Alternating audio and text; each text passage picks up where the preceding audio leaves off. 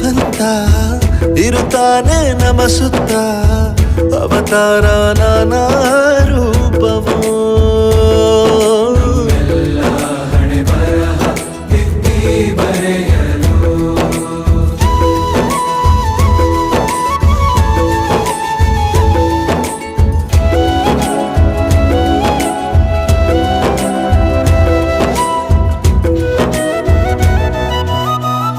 ಬಾಳಲ್ಲಿ ಲೆಕ್ಕ ಎಷ್ಟು ಮುಖ್ಯ ಎಂಬುದ ಬೆರಳಲ್ಲೇ ತೋರಿ ಕಲಿಸಿದ ಗುರುಗಳೇ